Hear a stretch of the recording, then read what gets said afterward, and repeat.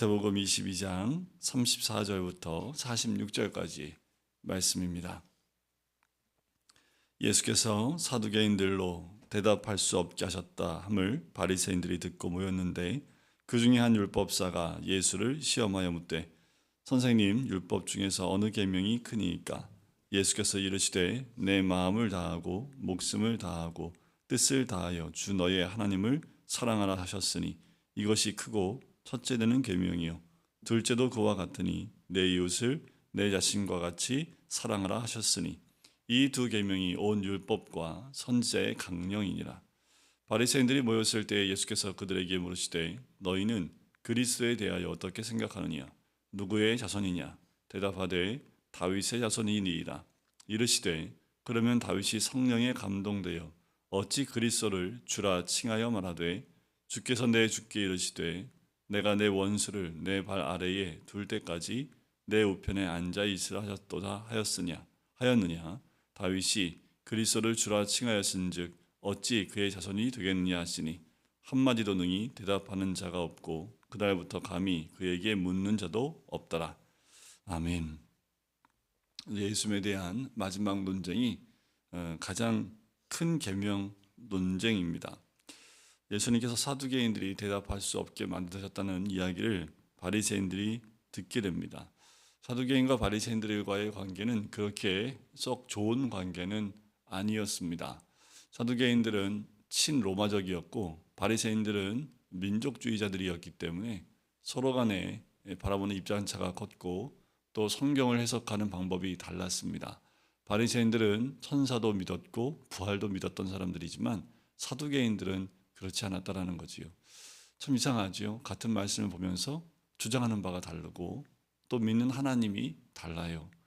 우리가 말씀을 볼 때 그 말씀을 통해서 하나님을 제대로 보지 않고 내가 원하는 대로 또 내 입장에 따라서 또 내 환경에 따라서 그 말씀을 보기 시작하면 온전히 하나님의 말씀의 뜻을 깨닫든지 아니면 하나님이 원하시는 것이 무엇인지 또 그 말씀 우리에게 주신 이유가 무엇인지를 잘 이해하지 못하고 깨달지도 못하게 된다는 거지요.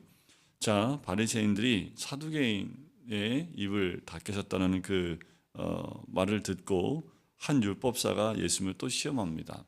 자, 다른 복음서에 똑같은 이야기가 나오는데 그때는 한 율법사, 이 율법사는 서기관이라고도 합니다. 서기관을 율법사라고도 얘기를 하는데 자신의 옳음을 드러내기 위해서 예수님께 이 질문을 했다라고 누가복음에는 그렇게 나와요. 자, 그런데 이 마태복음에서는 예수님을 시험하기 위해서 율법사 얘기합니다. 무슨 시험이냐면 율법 중에 어느 계명이 큽니까? 라고 질문했다라는 거지요. 이게 왜 시험거리가 될까라고 하냐면은 당시에 이 서기관들이 모여서 늘 말씀 갖고 연구하면서 이 율법 중에 그들이 가지고 있는 말씀 중에 그 말씀을 다 한마디로 정리하고 또 하나로 정리한다면 무엇이 될 수 있을까?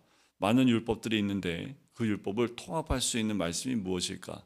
이걸 가지고 토론을 하고 논쟁을 하지만 어떤 것이 최고일지에 대한 결론을 내릴 수 없었습니다. 하지만 이 질문을 하는 이 율법사는 뭐가 첫째 되는 계명인지를 자신이 알고 있었던 것을 다른 복음에서는 알 수가 있습니다. 그런데 오늘 본문에서는 예수님이 첫째 되는 계명이 무엇인지를 알려주지요. 자, 율법사들은 하나님의 율법에 많은 주석과 해석을 달았어요. 그래서 율법을 총 613개로 나누고요. 그 중에 철저히 지켜야 될 것이 248개, 그리고 나머지 365개는 소극적인 율법으로 분류를 하고 있습니다. 이렇게 많은 율법들이 있으니 그 율법을 대표할 수 있는 율법이 무엇이냐? 이거 갖고 논쟁을 한 거지요. 자, 예수께서 그 말씀을 듣자마자 쉐마의 말씀, 신명기 6장 4절부터 5절까지의 말씀을 가지고 이야기하십니다. 내 마음을 다하고 목숨을 다하고 뜻을 다하여 주 너의 하나님을 사랑하라 라는 그 말씀이라는 거지요. 자, 이 율법을 하나님이 왜 주셨을까요?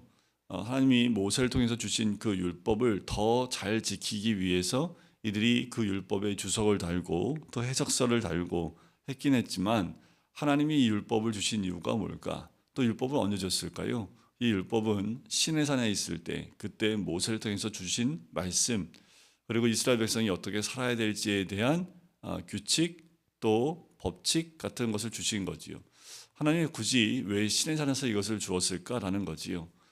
우리도 법이 있지요. 우리나라에도 헌법이 있고 또 많은 법들이 있습니다. 무슨 문제가 있으면 그 법에 기초해서 판단을 하게끔 헌법을 만들어 놓고 있지요.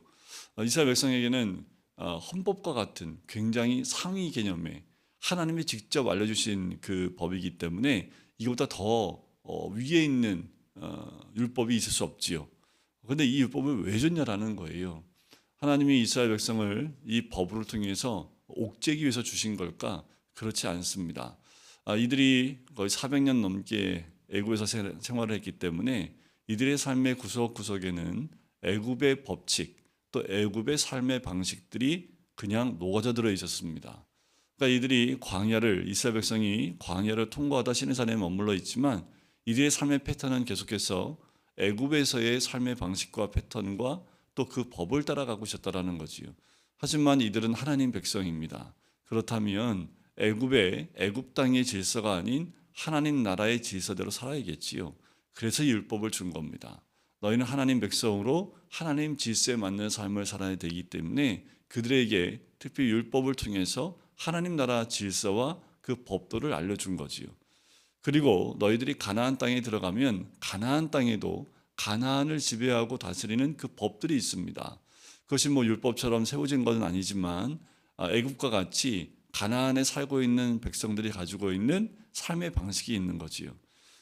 이스라엘 백성이 가나안 땅에 그냥 들어가면 애굽에 그렇게 적응하며 살았던 것처럼 가나안에 또 적응해서 살 수밖에 없는 민족인 것을 알았던 거예요. 그래서 이 율법이라는 것을 줌을 통해서 하나님 백성이라면 하나님의 법을 따라야 됨을 알려주신 거지요. 그래서 그 율법의 그 역할은 하나님의 삶의 하나님 나라에서의 삶의 원리, 그 원리를 알려주신 겁니다. 자, 이들이 그 하나님 직접 받은 그 율법이 얼마나 소중한지 알지요. 그런데 이들이 한계가 있어요. 이것이 하나님 주신 말씀이지 생명의 말씀, 하나님 직접 우리에게 주신 율법이라는 것을 아는데 그걸 더 철저히 지키려고 하는데 그러다 보니까 이것이 이들의 어떻게 보면 이들을 붙잡고 이들을 더 힘들게 만드는 그 법으로 이들이 만들어 버렸다라는 거예요. 자, 그 율법을 하나님 나라 백성의 삶의 원리를 주신 이유를 하나님의 마음이 무엇인지를 알아야 되는데 하나님의 마음은 남아있지 않고 그 율법만 그 명료화된 그 문자적인 해석만 이들에 남아있는 거예요. 그러면 힘들어집니다. 자, 그 말씀이 나에게 들어와야지 은혜가 되는데 그 말씀이 지식으로 나한테 들어오면 판단의 기준이 됩니다. 그래서 그 율법 가지고 지금 이 율법사나 바리새인들이나 서기관들이 하는 역할이 뭐냐면 자신들의 그 말씀이 하나님의 삶의 원리로 나라의 원리로 내 삶에 적용되는 것을 넘어서서 이제는 남을 판단하는 기준이 되어버린 거지요. 이 성경 말씀도 마찬가지입니다. 말씀 한 절 한 절, 말씀 구절 구절마다 그 말씀이 나한테 적용이 되면 그 말씀이 나를 살릴 수 있는데 이제 그것이 나를 살리는 말씀이 아니라 남을 판단하는 기준이 되어지면 사람들을 재단하고 판단하는 그 도구로 말씀을 사용할 수 있다는 거예요. 자, 그때 예수님이 다른 말씀 안 하시지요. 첫 번째 개념을 첫째 되는 그 계명을 말씀하십니다. 마음을 다하는 거예요. 마음을 다한다는 건 뭘까요? 사람은 머리의 사람이 아니라 가슴에, 사랑은 머리로 하는 것이 아니라 가슴으로 하는 거기에 마음을 다하여, 그리고 목숨을 다한다는 건 뭘까요? 하나님의 사랑은 생명을 주는 사랑이었기 때문에 목숨을 다하는 사랑이죠. 뜻을 다한다는 건 뭘까요? 온 정성을 다하는 겁니다. 모든 생각과 의지를 총동원하여 사랑하라라는 거지요. 그렇게 너희 하나님을 사랑하는 것이 첫 번째 개념입니다. 첫 번째 계명이에요. 그러니까 우리가 하나님 사랑하는 것을 우리 삶의 제일 첫 번째로 둬야 됨을 이야기합니다. 성경 말씀의 제일 첫 번째, 성경을 보려 할 때 우리가 성경을 볼 때 어떤 눈으로 봐요? 하나님을 사랑하는 마음을 가지고 성경을 봐야 됨을 이야기합니다. 우리가 말씀을 볼 때 분석하고 또 분석하고 다 좋지만 그 모든 근간에 우리가 성령을 바라볼 때 하나님을 사랑하는 눈을 가지고 이 말씀 한 절 한 절 보아 나갈 때 하나님이 이 말씀을 주신 이유를 바로 깨달을 수 있는 거지요.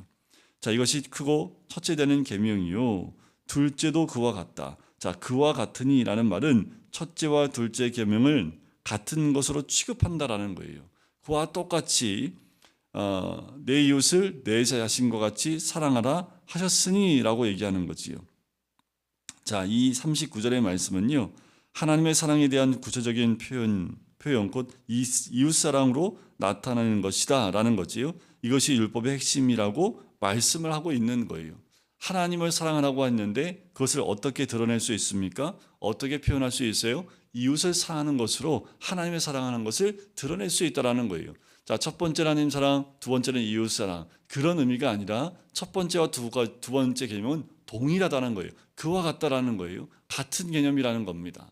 우리가 하나님을 사랑한다고 하면서 이웃을 사랑하지 않는다면 그거는 하나님도 사랑할 수 없고 이웃도 사랑하지 않는다라는 얘기입니다.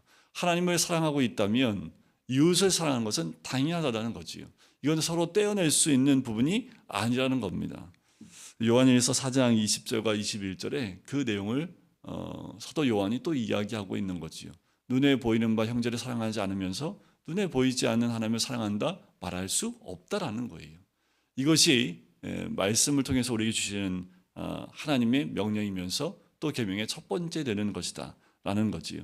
또 41절부터 예수님이 오히려 거꾸로 질문을 합니다. 자, 다윗이 이렇게 얘기했다라는 거지요. 자, 그리스도에 대해서 너희가 어떻게 생각하느냐? 누구 자손이냐 했더니 다윗의 자손이다 라고 얘기합니다. 그러면 다윗이 성령에 감동하여 어찌 그리스도를 주라 칭하느냐? 그리스도가 다윗의 자손이면 다윗이 어떻게 그 자손에게 주라고 칭할 수 있느냐 하면서 시편 110편 말씀을 인용을 합니다. 그때 이 사람들이 아무 대답도 하지 않고 그 다음부터는 어떤 논쟁도 예수님과 하지 않습니다. 여러분들 그리스도를 바라볼 수 있는 눈은요, 성령이 아니면 그리스도를 바라볼 수 없습니다. 다윗이 그 후대에 태어날 그 메시아이신 예수 그리스도에 대해서 주라고 표현할 수 있었던 것은 자신의 지혜가 아닌 성령으로만 가능할 수 있었다라는 거지요.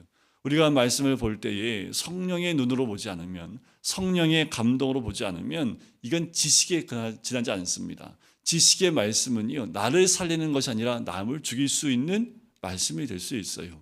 우리가 늘 다윗과 같이 성령의 감동이 되어졌을 때 그때 이 말씀 한 절 한 절 속에 묻어있는 하나님의 사랑 그리고 예수 그리스도의 그 진리의 말씀들이 우리의 삶 가운데 들어올 수 있고 또 우리 삶을 살릴 수 있고 우리가 주 안에서 새로워지는 역사를 경험하게 될 줄 믿습니다. 오늘도 주의 말씀이 남을 판단하는 기준이 아니라 사랑을 통해서 하나님의 사랑을 통해서 이웃을 살리고 또 말씀 안에 그리스도의 사랑을 느낄 수 있는 그것은 바로 성령의 감동이 우리 삶 가운데 있어야 되는 거지요. 오늘도 성령의 충만하심 가운데 주의 말씀의 충만함과 하나님의 사랑으로 충만한 하루가 되시기를 주님의 이름으로 간절히 축원드립니다. 기도하겠습니다. 사랑의 주님, 오늘도 우리가 깨어서 주님 앞에 나왔습니다. 하나님의 뜻이 어딘지를 분별할 수 있는 성령의 감동이 있기를 소원합니다. 하나님, 이제 말씀이 나를 살리고 내 영혼이 주를 더 깊이 사랑하는 하나님 말씀으로 그 말씀을 가슴에 새기게 인도해 주시고 마음을 다하고 목숨을 다하고 뜻을 다하여 하나님을 사랑함을 통해서 주의 말씀이 내 삶 가운데 생명의 말씀으로 자리 잡을 수 있도록 하나님 도와주시고 인도하여 주시옵소서. 남을 판단하는 기준이 되지 않게 인도해 주시고 생명의 말씀이 되어져 하나님을 더 깊이 사랑하고 또 이웃에게 그리스도의 사랑을 드러낼 수 있는 주의 백성 될 수 있도록 축복하여 주시옵소서. 감사드리며 예수 그리스도의 이름으로 기도드립니다. 아멘.